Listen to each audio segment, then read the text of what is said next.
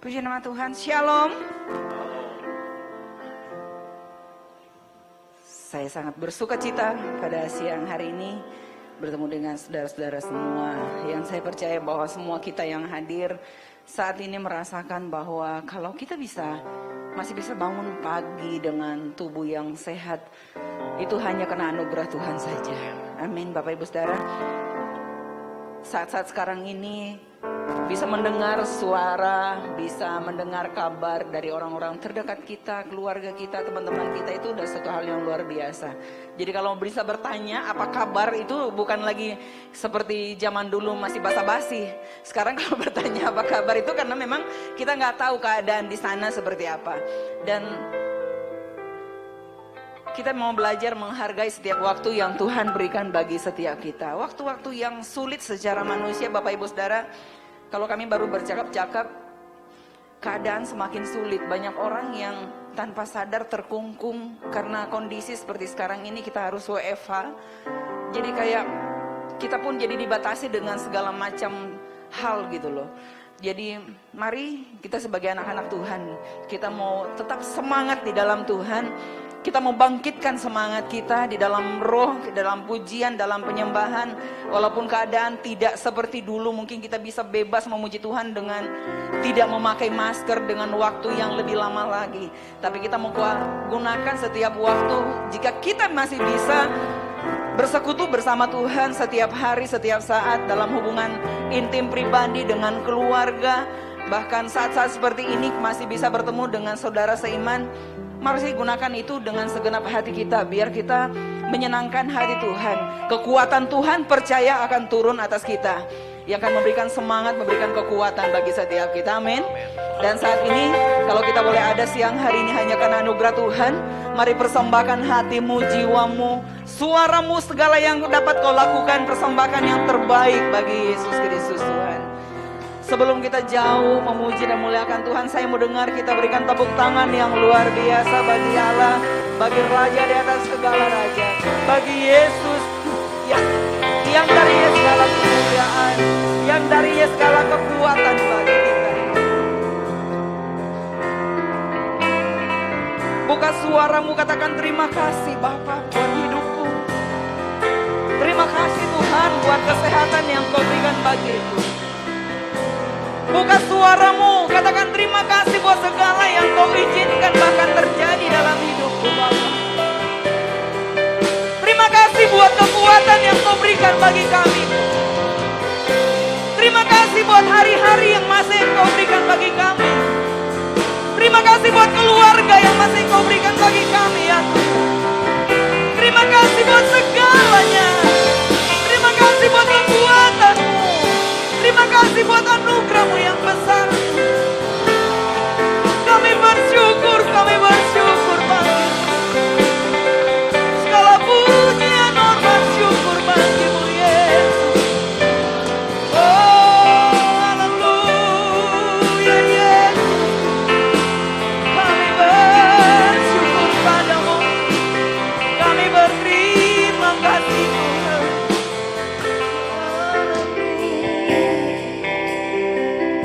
Kami ada siang hari ini Tuhan, hanya karena anugerah-Mu bagi hidup kami. Kami boleh sehat saat ini ya Bapa, semua karena anugerah-Mu Tuhan. Dan saat ini ya Bapa, kami sepakat bersama, kami mau persembahkan yang terbaik, yang menyenangkan hati Tuhan, yang membuat Engkau tersenyum mendengar pujian dan penyembahan kami. Terimalah segala persembahan kami, terimalah segala mazmur kami, pujian dan penyembahan dari hati kami Yesus. Terima kasih ya Bapa. Kami tahu Engkau baik, kami tahu Engkau sungguh baik bagi kami. Kami boleh mengalami masalah apapun Tuhan, menghadapi masalah apapun, tapi saat ini kami mau tanggalkan di bawah kaki salib-Mu. Kami mau berdiri bersama memuji, memuliakan Engkau. Hanya Engkau yang layak ditinggikan dan diagungkan. Lawas setiap hati yang ada pada siang hari ini, kuduskan, sucikan kami. Terimalah segala pujian dan persembahan kami ya Bapa. Kami siap memuliakan Engkau di dalam nama Tuhan Yesus Kristus. Mari yang siang hari ini siap memuliakan Tuhan. Sama-sama katakan, Amin. Berikan tepuk tangan yang luar biasa bagi Allah kita. Haleluya. Saya undang kita berdiri bersama-sama. Mari kita mau bersyukur kepada Tuhan dengan segenap hati kita. Dia adalah Raja di atas segala raja. Dia Tuhan di atas segala Tuhan.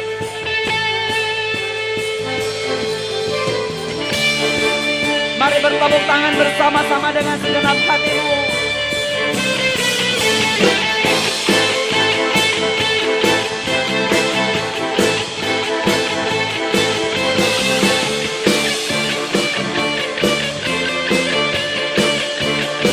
Katakan sama-sama. Bersyukurlah kepadanya, bawalah punya baginya, karena dia Raja-ku. Saya berkata, Tuhanlah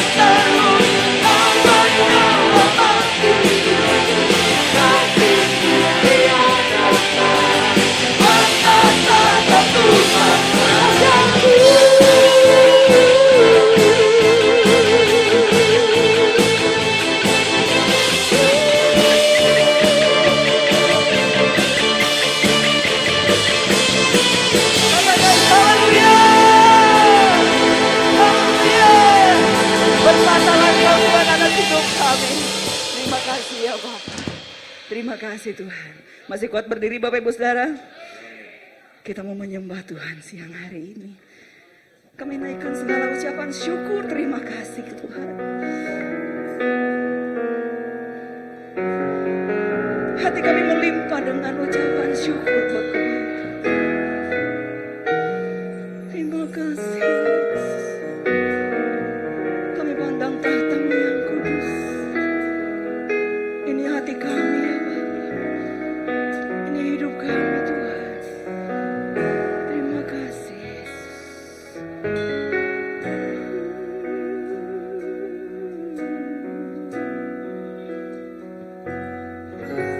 Ku naikkan syukur padamu Yesus.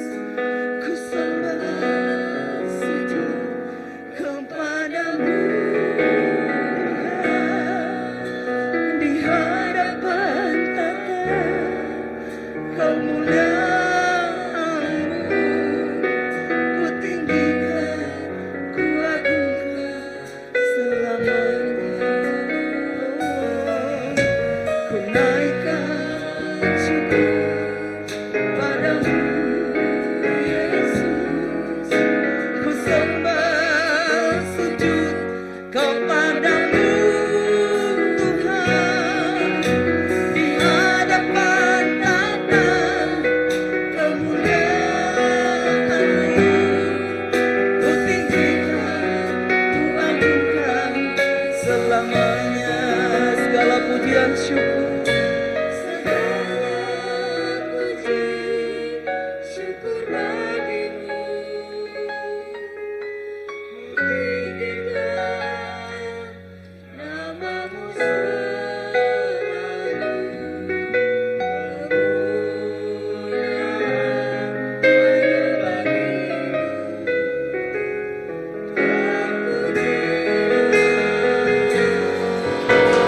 Berikan tepuk tangan yang luar biasa bagi Yesus, Raja di atas segala raja.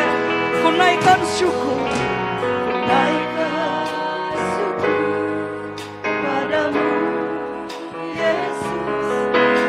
Ku sembah sujud kepadamu Tuhan di hadapan tata kemuliaan-Mu. Ku tinggikan, ku agungkan segala puji, syukur bagimu. Ku tinggikan nama-Mu selalu.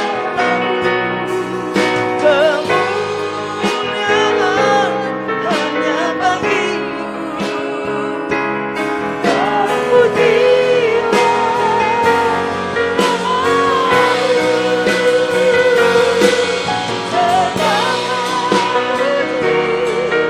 syukur bagimu.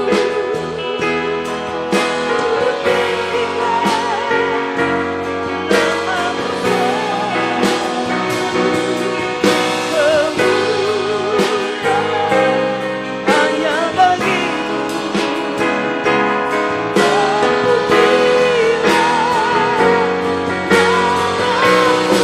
Segala puji, segala puji, segenap hati dan jiwa kami memuji kebesaran-Mu. Terpuji nama-Mu di atas tempat yang baik. Kemuliaan hanya bagimu.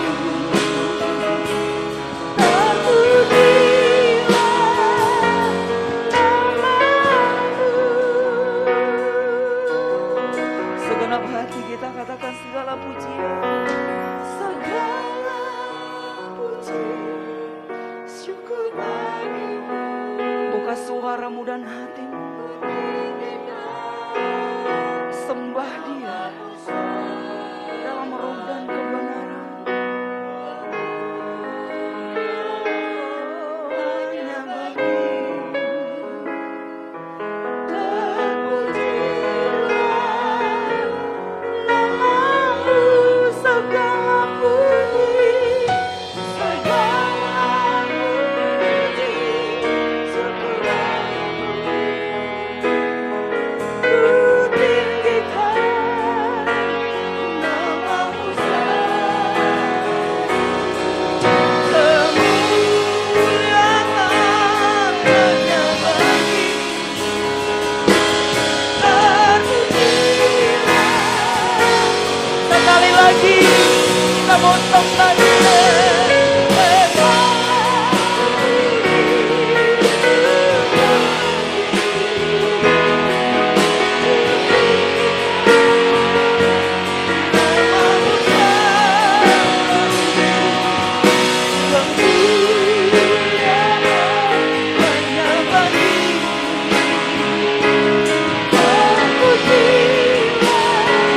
sembah Dia.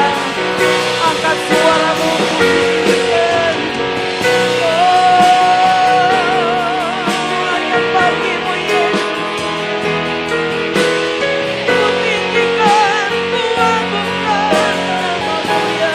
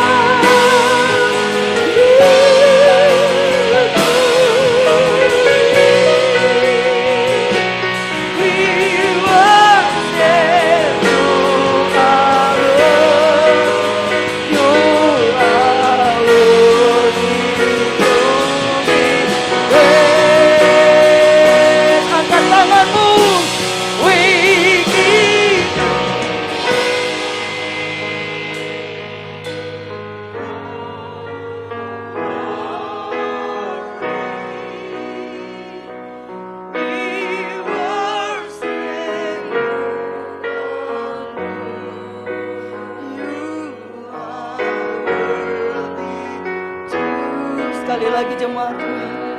Angkat kedua tanganmu.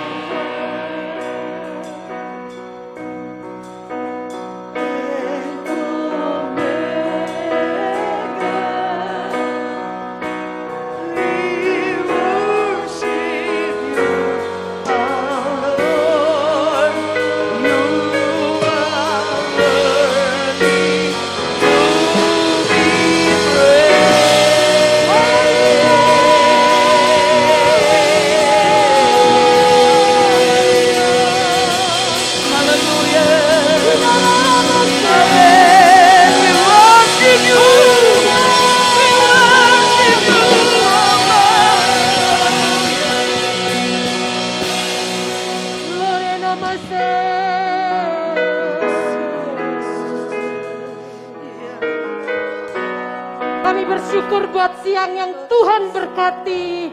Hari ini kami beribadah, kami percaya Engkau hadir di tengah-tengah kami siang hari ini Tuhan. Biarlah pujian, penyembahan yang kami naikkan boleh menjadi dupa harum yang menyenangkan hati Tuhan. Saatnya kami siap diberkati oleh Tuhan melalui firman-Mu.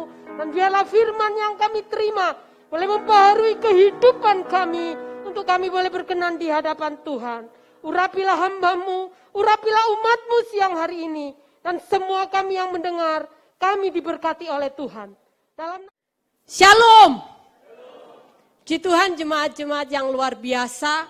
Baik Bapak Ibu yang ada di gereja maupun Bapak Ibu yang ibadah dari rumah dan menyaksikan melalui tayangan, melalui ibadah online. Biar damai sejahtera Allah berlimpah atas setiap kita. Amin. Tak kenal maka tak sayang, dan sebelumnya saya akan memperkenalkan diri. Nah, sebenarnya saya bukan orang baru, tetapi ya baru pertama kali berdiri di sini. Nama saya Ripka Nesi, kalau ada nama Nesi berarti ya pernah punya suami yang namanya Maxi Nesi. Kenapa saya bilang pernah? Ya karena sekarang sudah nggak ada beliau.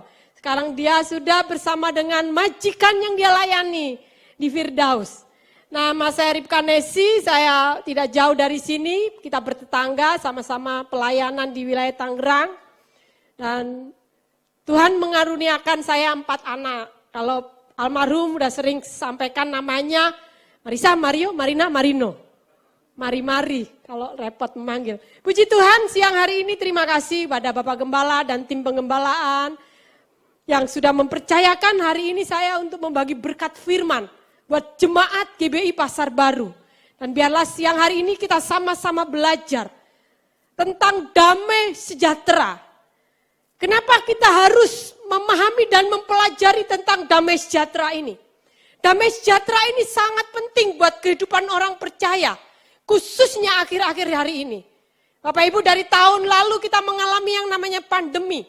Kita mengalami atau terdampak juga karena krisis pandemi ini. Banyak orang yang susah. Tapi biarlah kita tidak kehilangan damai sejahtera. Amin. Biarlah tetap di tengah kondisi yang sukar. Di tengah kondisi yang mungkin tidak mengasyikan bagi kita. Kemana-mana kita harus pakai masker. Kita tidak sebebas seperti dulu lagi. Kita makan di restoran-restoran pun tidak senyaman dulu lagi.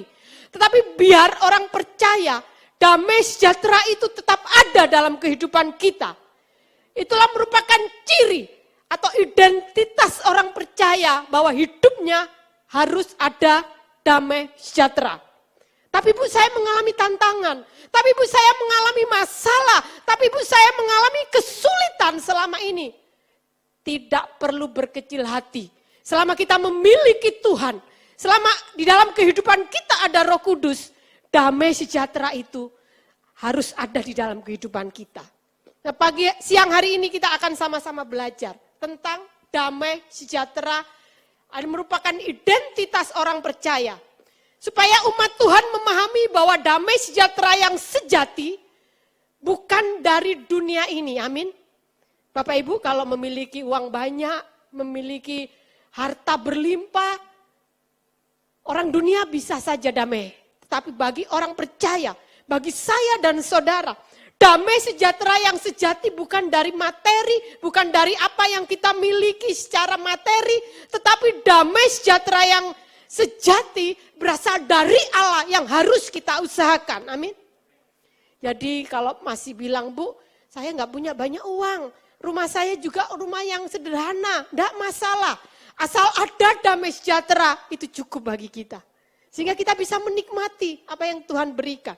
Nah, damai sejahtera harus diusahakan karena merupakan tanggung jawab orang percaya.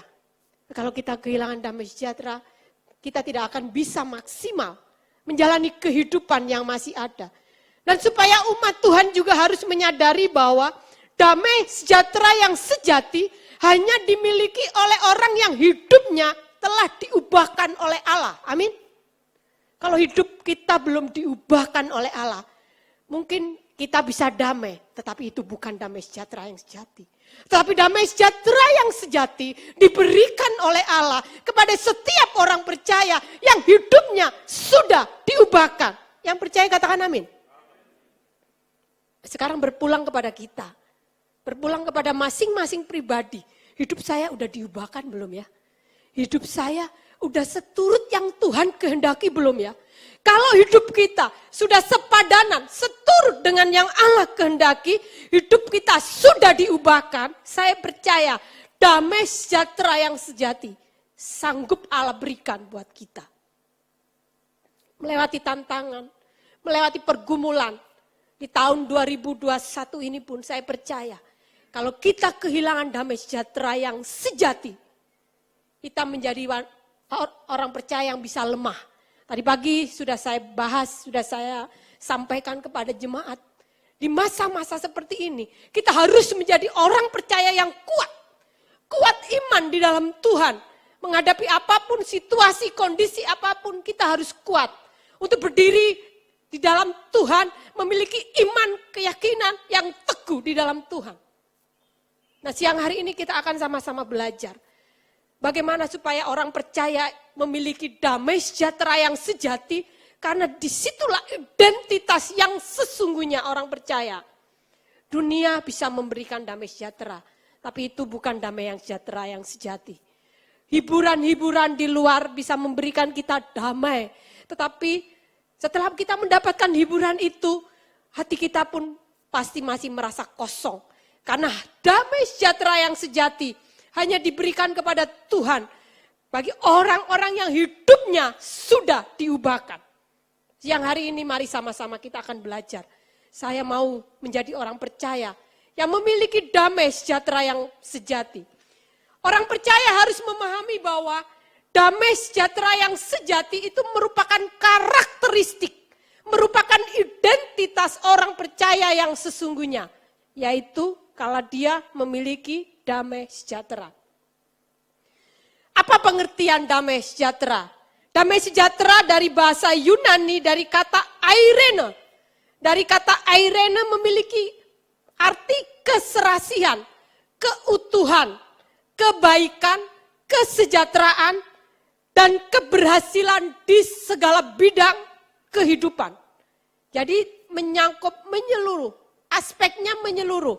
Bukan hanya kita memiliki damai sejahtera hanya di bidang jasmani, tetapi lebih daripada itu, kita harus memiliki damai sejahtera sejati secara batinia, rohani kita. Karena kalau hanya damai sejahtera secara jasmani, apa yang ada pada kita, kita dicukupkan makan, minum, pakai, kita sudah cukup, kita bisa damai. Tetapi belum tentu jiwa, hati kita, manusia batinia kita, manusia rohani kita belum tentu damai. Sedangkan Tuhan mau ada keseimbangan. Kamu memiliki damai sejahtera secara jasmani, tetapi pun kerohanian kamu, secara manusia batinnya, manusia rohanimu, kamu juga harus pelihara yang namanya damai sejahtera. Dari bahasa Ibrani, kata damai sejahtera tidak asing. Kita sering dengar kata shalom. Berarti kalau hamba Tuhan, Bapak Ibu, di mana aja ketemu teman, teman bilang, katakan shalom. Shalom, berarti damai sejahtera buat kamu. Kita balas lagi, shalom, damai sejahtera juga buat kamu. Itu dari kata, dari bahasa Ibrani, shalom atau iren bahasa Yunaninya. Sama, keserasian, keutuhan, kebaikan, kesejahteraan, keberhasilan di segala bidang kehidupan. Jadi bukan hanya secara jasmani yang kita tonjolkan, tetapi manusia rohani kita pun harus kita perjuangkan untuk kita memiliki damai sejahtera yang sejati. Karena itulah identitas, karakteristik yang harus dimiliki orang percaya. Dalam Filipi 4 ayat 5 sampai ayat 9, saya akan bacakan Filipi 4 ayat 5 sampai dengan ayat yang 9, firman Tuhan, hendaklah kebaikan hatimu diketahui semua orang. Tuhan sudah dekat. Janganlah hendaknya kamu khawatir tentang apapun juga. Tetapi nyatakanlah dalam segala hal keinginanmu kepada Allah dalam doa dan permohonan dengan ucapan syukur. Damai sejahtera Allah yang melampaui segala akal akan memelihara hati dan pikiranmu dalam Kristus Yesus. Ayat 8, jadi akhirnya, saudara-saudara, semua yang benar, semua yang mulia, semua yang adil, semua yang suci, semua yang manis, semua yang sedap didengar, semua yang disebut kebajikan dan patut dipuji, pikirkanlah semuanya itu. Ayat yang ke-9, dan apa yang telah kamu pelajari, dan apa yang telah kamu terima, dan apa yang telah kamu dengar, dan apa yang telah kamu lihat padaku, lakukanlah itu. Maka Allah sumber damai sejahtera akan menyertai kamu. Amin. Jadi Allah lah sendiri sumber damai sejahtera itu. Bukan uang kita, bukan kedudukan kita, bukan materi yang kita miliki. Allah sendirilah sumber damai sejahtera yang sejati. Amin. Jadi Bapak Ibu mesti harus mengusahakan. Kita harus perjuangkan. Kita diberi damai sejahtera yang sejati. Tapi Bu, keadaan semakin sulit. Keadaan akhir-akhir ini tidak mendukung saya hidup damai sejahtera. Betul, manusia dunia seperti itu bisa aja mengalami. Tetapi bagi orang percaya, ada karakteristik, ada identitas khusus yang harus kita perjuangkan. Ya kita memiliki damai sejahtera yang sejati. Bagaimana cara orang percaya memiliki damai yang sejahtera sejati itu? Bu, bagaimana caranya, Bu? Sederhana yang kita akan pelajari siang hari ini, di ayat yang kelima firman Tuhan katakan, hendaklah kebaikan hatimu diketahui semua orang, Tuhan sudah dekat. Bagaimana cara kita memiliki damai sejahtera yang sejati? Biarlah kita menabur kebaikan pada orang lain. Amin. Menabur saja yang baik.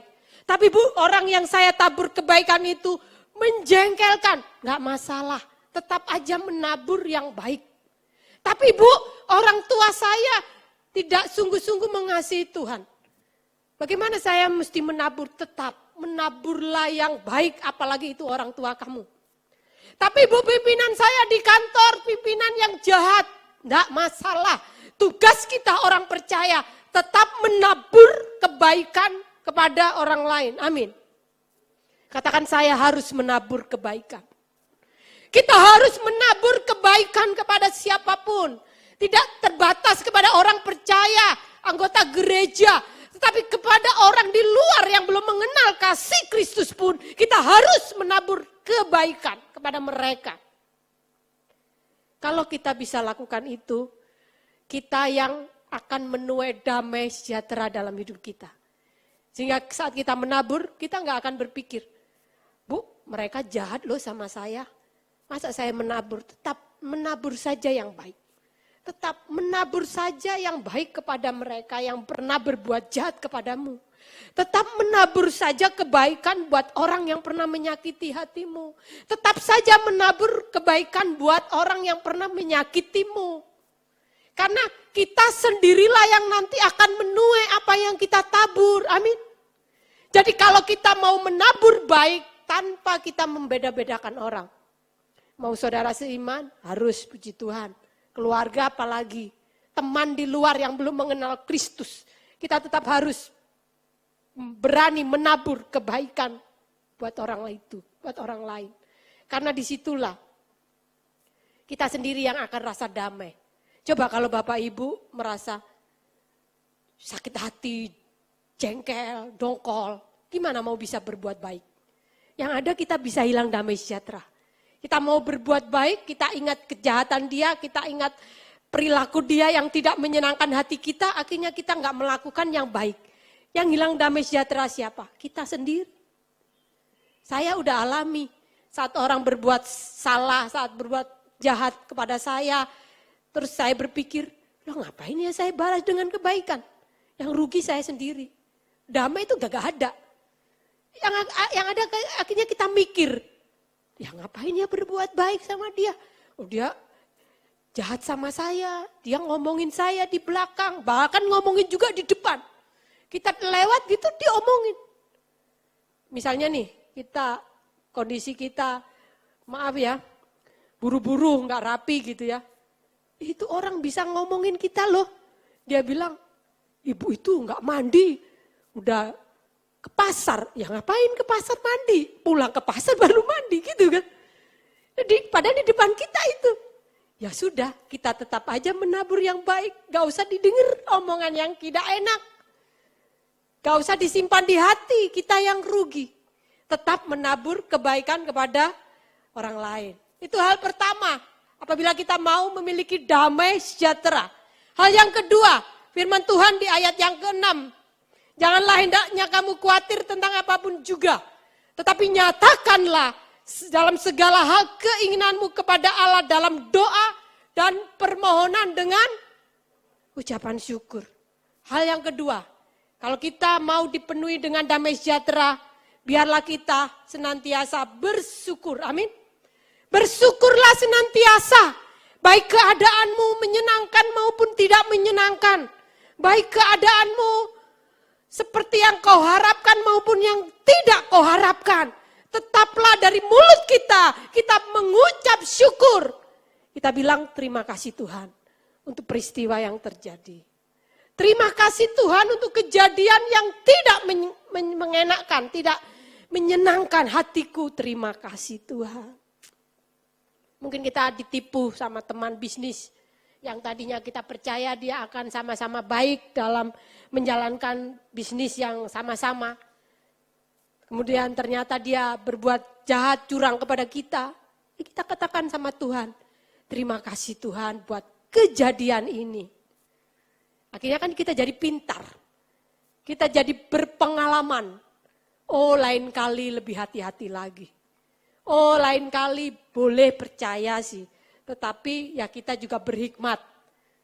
Percaya tetapi kita juga bertanya kepada Tuhan. Ini orang buat kerjasama bagus enggak ya? Bisa nyambung enggak? Bisa baik enggak? Jangan sampai di tengah jalan pecah kongsi, jadinya berantem. Tidak sedikit yang seperti itu, banyak kejadian.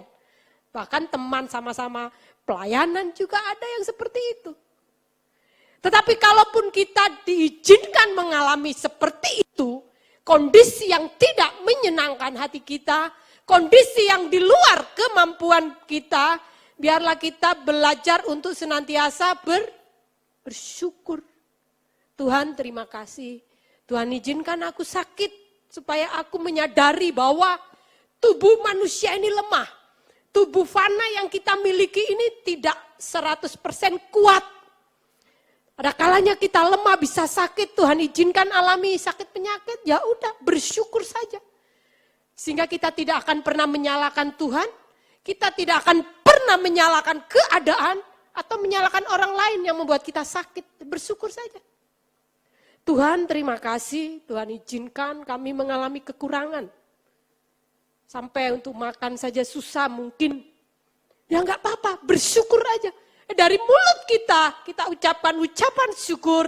Saya percaya Tuhan yang akan memampukan kita, memberikan kita hikmat, memberikan kita jalan keluar untuk kita bisa mengatasi apapun yang kita hadapi. Amin. Bagian kita mengucap syukur, kita berserah kepada Tuhan, dan kita melakukan apa yang menjadi bagian kita. Bapak Ibu yang masih kuat bekerja dengan sungguh-sungguh. Bapak Ibu yang punya usaha, kerjakanlah tanggung jawab usahamu itu dengan sungguh-sungguh. Karena dari situlah Tuhan memberkati apa yang kita kerjakan. Amin.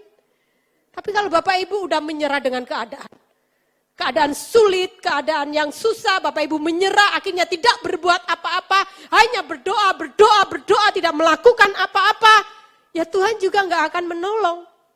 Tuhan menolong kalau kita juga ada kemauan untuk melakukan apa yang menjadi kewajiban kita sebagai orang percaya. Tanggung jawab kita sebagai orang percaya. Sebagai pekerja, sebagai karyawan di kantor, bekerjalah dengan baik. Sebagai karyawan di kantor, bekerjalah dengan baik dan jujur. Sebagai orang yang punya usaha, kerjakanlah usaha itu dengan sungguh-sungguh juga.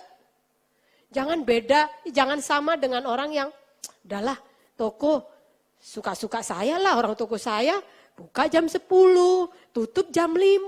Sedangkan orang lain yang tidak mengenal Tuhan, dia buka jam 5 pagi sudah buka. Sehingga pagi-pagi misalnya kita lagi butuh minyak tanah atau minyak goreng yang habis, kita bisa datang ke toko itu yang sudah buka jam 5 pagi. Tapi ternyata ada orang percaya yang, lah toko saya, suka-suka saya, buka jam 9, udahlah bangun jam 7, kita doa pagi jam 8, sikat gigi mandi, buka toko jam 9. Ya kalah maju dengan orang yang tidak mengenal Tuhan. Orang di luar sana yang tidak mengenal Tuhan, dia sungguh-sungguh giat bekerja.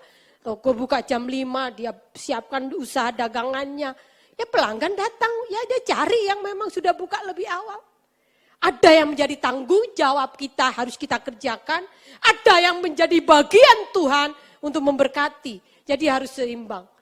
Di samping kita bersyukur senantiasa atas setiap apa yang terjadi dalam kehidupan kita, kita juga harus melakukan yang menjadi bagian dan tanggung jawab kita sebagai orang percaya. Jangan malas bekerja. Hamba-hamba Tuhan yang bekerja full time, ya bekerja di full time ya memang itu tanggung jawabnya. Bapak Ibu yang kerja di kantor, ya bekerjalah dengan sungguh-sungguh di kantor. Di situ menjadi berkat ya, di situ Bapak Ibu diberkati oleh Tuhan. Hal yang ketiga yang kita bisa kerjakan, kalau kita mau memiliki damai sejahtera yang sejati dari Tuhan. Di ayat yang ke-6 dan 7, janganlah hendaknya kamu khawatir tentang apapun juga. Tetapi nyatakanlah dalam segala hal keinginanmu kepada Allah dalam doa dan permohonan dengan ucapkan syukur. Ayat yang ke-6, damai sejahtera Allah yang melampaui segala akal akan memelihara hati dan pikiranmu dalam Kristus Yesus. Hal yang ketiga yang kita bisa pelajari siang hari ini. Kita harus pikirkan hal yang membangun. Amin.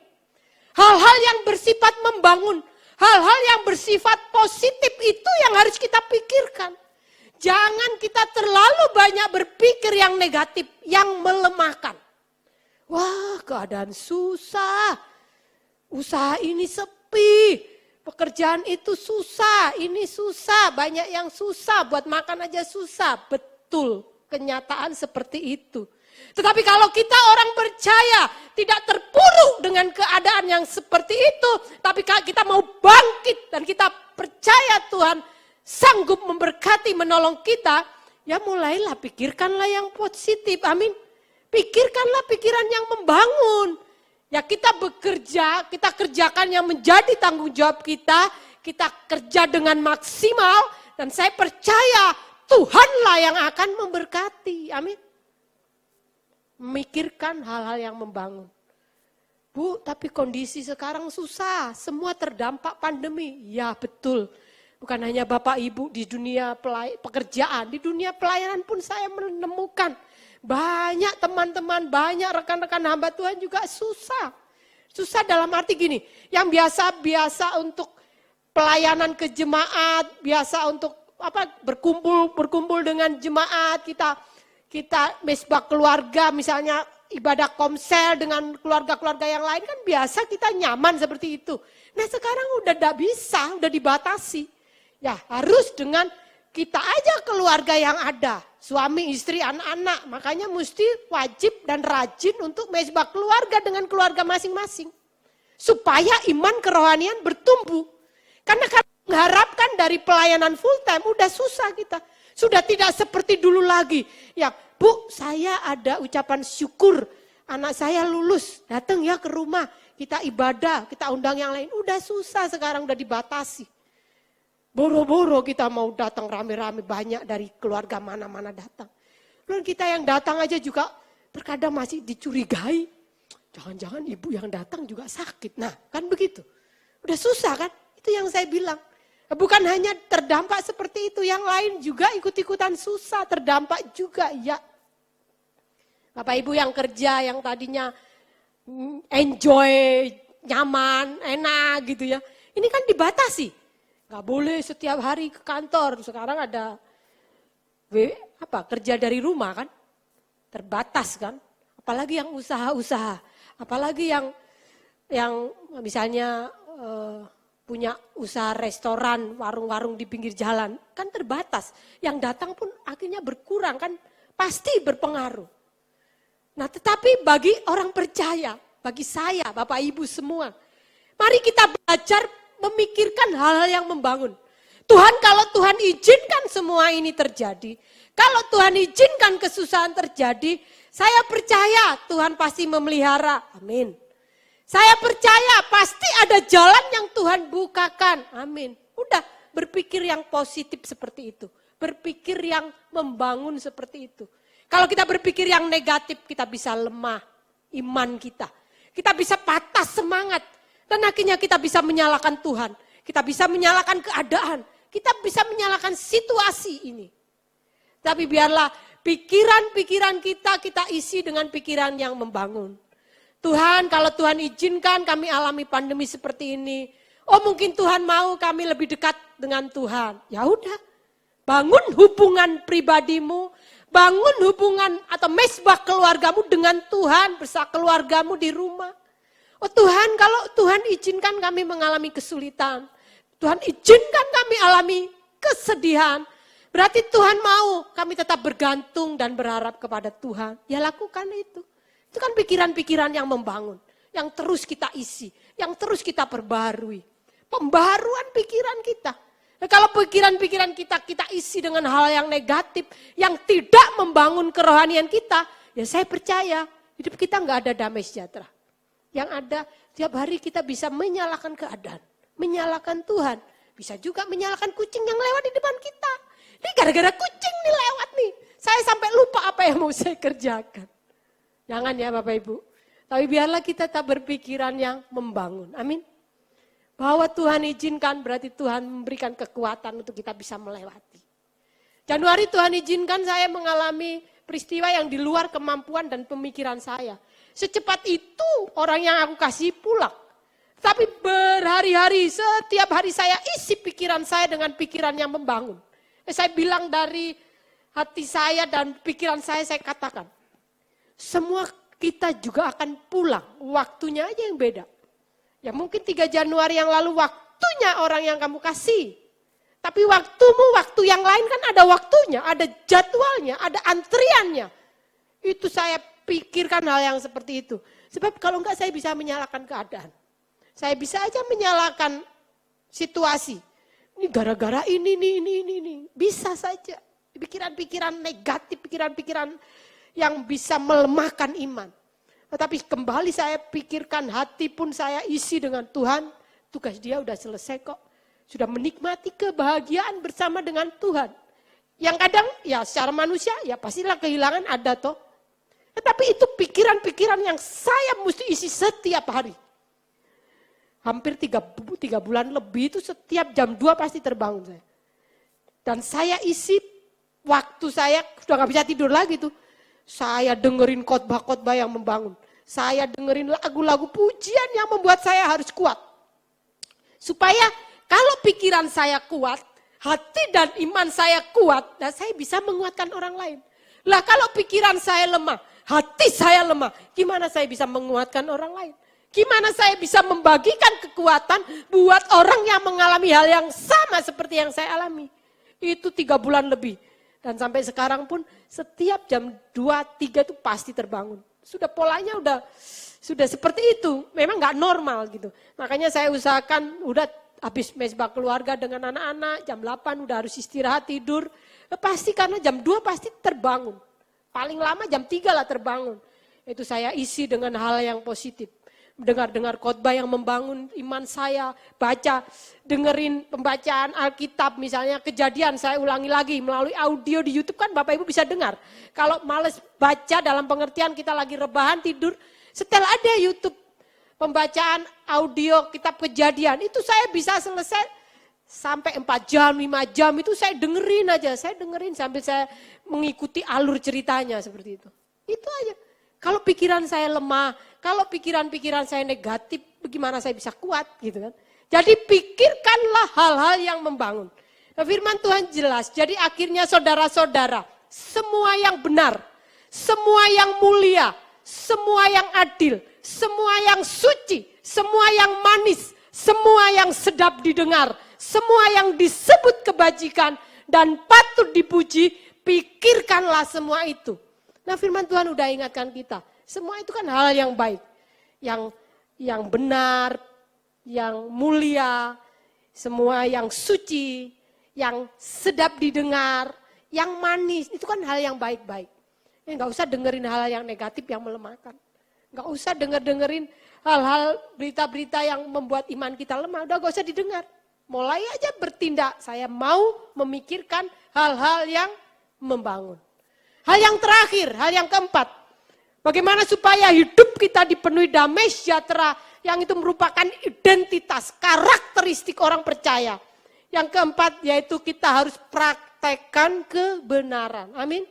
Bapak Ibu udah sering dengar firman, dari kecil, remaja, pemuda udah banyak firman yang kita dengar. Tapi bagaimana kita praktek? Sekarang yang penting praktek. Kita wujud nyatakan melalui kehidupan kita. Menghadapi pergumulan, apakah kita tetap bisa kuat di dalam Tuhan? Menghadapi sakit penyakit yang Tuhan izinkan, apakah kita tetap menaruh iman, pengharapan bahwa Tuhan sanggup menyembuhkan dan menolong? Menghadapi kita yang mungkin kehilangan pekerjaan, apakah kita patah semangat, mudah menyerah sehingga kita tidak melakukan apa-apa? Ya jangan. Mulai praktekkan kebenaran. Mempraktek. Bapak Ibu kalau bisa mengendarai kendaraan nih, sudah les nih, belajar ngeles, nyetir. Tapi kalau Bapak Ibu nggak praktek untuk membawa kendaraan atau mobil Bapak Ibu yang Bapak Ibu sudah belajar padahal bisa, ya suatu hari kagok juga di jalan. Saya 1 tahun bergumul, waktu itu sudah bisa, tapi setiap ke jalan raya takut. Takut ada motor di sebelah kanan, takut tiba-tiba di depan itu ada mobil tiba-tiba berhenti, takut tanjakan. Tapi kalau kita terus dihantui pikiran-pikiran negatif yang takut tadi, enggak praktek juga, ya kita nggak bisa buat apa-apa. Dan hari ini saya bersyukur, kalau saya nggak bisa bawa mobil, repot. Kalau dulu enak, masih ada almarhum. Ya, beliau juga orangnya cekatan, kalau lagi perlu apa gitu. Pi lagi perlu begini, dia langsung buru-buru pergi beli. Nah sekarang nggak ada. Nah kalau saya nggak bisa bawa kendaraan, repot kan? Ya bersyukur segala sesuatu terjadi ya pasti nggak ada yang kebetulan kan? Nah demikian juga Bapak Ibu udah tahu banyak firman. Ngelontok ayat-ayat tahu semua. Tapi kalau kita nggak praktekkan, kita nggak nyatakan dalam kehidupan sehari-hari, nol besar, percuma. Orang percaya biarpun sudah bertahun-tahun mengenal Tuhan, tapi kalau hidupnya tidak melakukan firman Tuhan, sama aja bohong. Kepada jemaat yang saya layani, Bapak Ibu udah bertahun-tahun jadi orang percaya. Kalau nggak berubah, tetap hidup sembarangan, hidup sembrono, nggak takut Tuhan, belum tentu lu masuk surga. Saya ngomong begitu, biar aja. Mau dia takut, mau enggak, saya ngomong. Saya enggak mau tahu. Saya katakan yang seperti itu. Bapak Ibu yang udah bertahun-tahun mengenal Tuhan Yesus, tahu firman, tetapi masih hidup jahat, masih hidup dalam dosa, masih simpan kebencian, masih simpan kepahitan. Saya nggak yakin Bapak Ibu nanti diterima Tuhan di surga. No, ayo. Hidup yang masih Tuhan anugerahkan. Kesempatan kehidupan yang masih Tuhan percayakan. Biar kita sungguh-sungguh melakukannya menjadi kehendak Tuhan. Kita praktekkan, kita lakukan firman itu. Dan damai sejahtera yang Allah berikan, damai sejahtera yang sejati itu akan memenuhi seluruh kehidupan kita kalau hidup kita menjadi kesaksian. Amin. Hidup yang melakukan kehendak Tuhan. Bapak Ibu, umur manusia terbatas. Apalagi di pandemi ini. Usia 20 ada yang meninggal, 30, 50. Kemarin almarhum belum genap 50 tuh. Pak Gembala itu. Belum. Pas 50, pas bulan Mei. Meninggalnya Januari. Memang firman Tuhan katakan usia manusia 70 sampai 80. Benar itu firman. Tapi kenyataan realitanya kan banyak yang gak sampai 50 udah gak ada. Tetapi bukan masalah umurnya. Tapi kualitas hidup kita, orang percaya ini berkualitas enggak selama hidup. Jangan hidup 70 tahun tapi hidupmu sia-sia. Enggak takut Tuhan, masih simpan kebencian, masih simpan akar pahit, masih suka simpan dendam kepada orang lain, kepada keluarga. Enggak bisa mengampuni orang, enggak bisa menerima kekurangan orang. Percuma. Tetapi kalau hidupmu tahu firman dan kamu lakukan kebenaran itu dalam kehidupan kamu. Mau usia berapapun Tuhan panggil. Kalau hidup kita maksimal, hidup kita berkualitas, ya sudah. Hidup kita udah jadi berkat. Hidup kita udah menyukakan hati Tuhan. Sepanjang hidup yang Tuhan masih beri kita sungguh-sungguh mengasihi Tuhan. Di situ kita akan bisa bilang terima kasih Tuhan buat kesempatan hidup yang Tuhan beri. Saya mau maksimal, saya mau pergunakan dengan benar, saya mau menabur yang benar, saya mau memikirkan hal-hal yang benar, yang membangun, dan saya mau lakukan itu dalam kehidupan saya. Supaya kelak ujung dari kehidupan ini, saya bertemu dengan Tuhan Sang Pemilik kehidupan. Sebab saudara, kalau saudara hidup udah sia-sia, bertahun-tahun gak ada guna, mati gak ketemu Tuhan Yesus, percuma. Tapi biarlah siang hari ini kita sama-sama belajar. Lakukan kebenaran. Praktekkan firman Tuhan. Jadi berkat dimanapun Bapak Ibu berada. Di tempat pelayanan, di gereja. Jadi berkat. Jangan jadi batu sandungan buat rekan pelayanan yang lain. Di kerjaan, di pekerjaan. Jadi berkat di sana. Sekalipun mungkin pimpinan kita bukan orang percaya. Jadi berkat. Anak-anak yang masih sekolah. Jadi berkat di sekolahanmu. Jadi berkat, jadi kesaksian. Biar kita praktekkan firman yang seringkali kita tahu, kita dengar. Biarlah damai sejahtera yang daripada Allah. Yang sudah ditinggalkan oleh Tuhan. Menjadi bagian kita. Yohanes 14 ayat 24, ayat terakhir. Damai sejahtera aku tinggalkan bagimu. Ini pesan Tuhan Yesus sebelum naik ke surga. Nah, Tuhan Yesus memberikan damai sejahtera untuk diberikan kepada kita. Damai sejahtera ku berikan kepadamu dan apa yang ku berikan tidak seperti yang diberikan oleh dunia kepadamu. Janganlah gelisah dan jangan gentar hatimu. Amin. Tetap semangat di dalam Tuhan. Jangan gentar dan jangan gelisah. Situasi boleh sulit, keadaan boleh sulit. Keadaan boleh tidak menyenangkan, tidak sesuai dengan apa yang kita harapkan. Tapi kalau ada damai sejahtera yang sejati dalam hidup kita dari Tuhan, kita dimampukan Tuhan untuk kuat. Untuk kuat. Sampai selesai. Sampai finishing well. Sampai kehidupan kita selesai di bumi. Dan kita berjumpa dengan Tuhan. Sang Pemilik kehidupan. Amin.